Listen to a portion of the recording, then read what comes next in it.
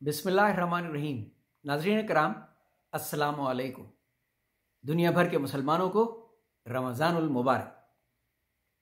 अल्लाह ताला आपकी इबादत कबूल फरमाए, आमीन।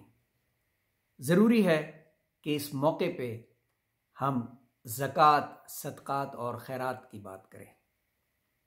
ज़कात फ़र्ज़ है, इस्लाम का एक रुकन है, तीसरा पिलर है।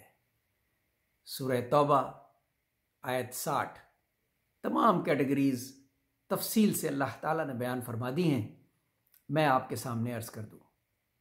द पुअर अल फ़ुक़रा, द नीडी अल मसाकीन।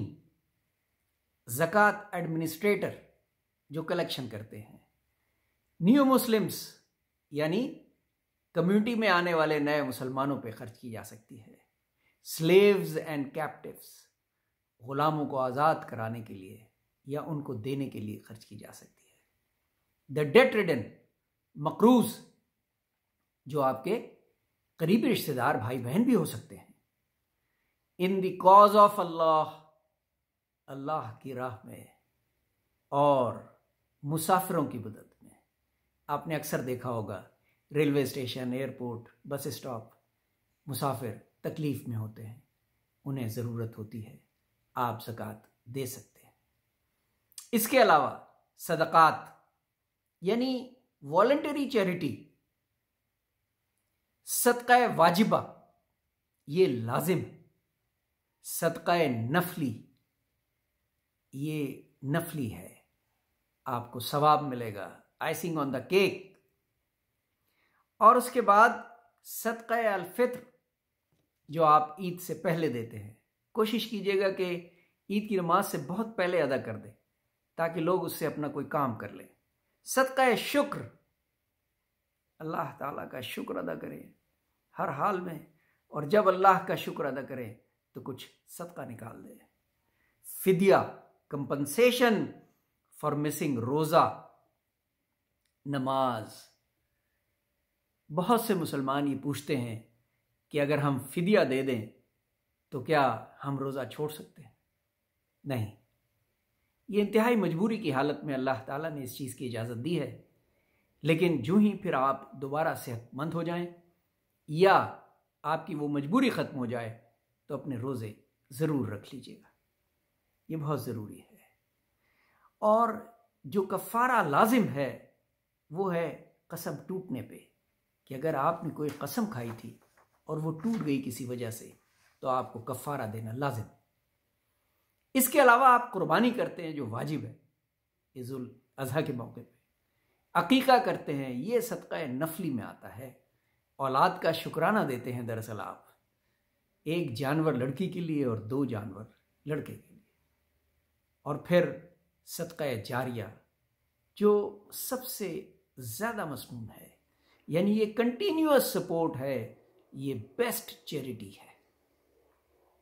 नाज़रीन कराम, सबसे अहम बात आखिर में कहूँगा कि ज़कात जो कि फ़र्ज़ है वो इसलिए फ़र्ज़ की गई थी ताकि आपका माल पाक हो जाए,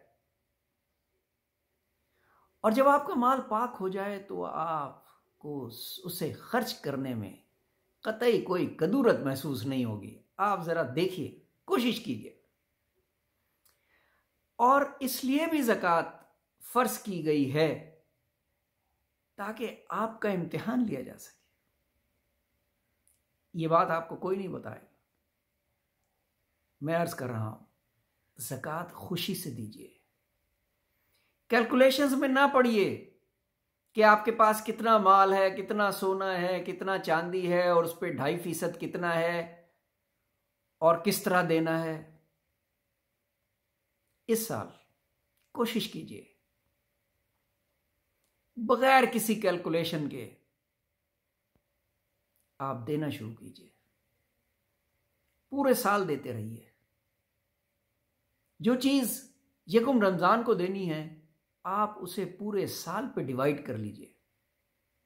इससे आपको बर्डन भी महसूस नहीं होगा, और आप जिन लोगों की मदद कर रहे होंगे उनकी भी लगातार मदद होती रहेगी।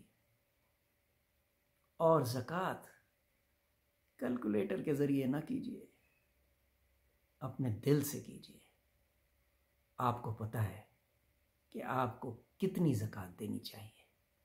सदक़ात और खैरात आपके लिए ढाल हैं, हाथ मत रोकिए।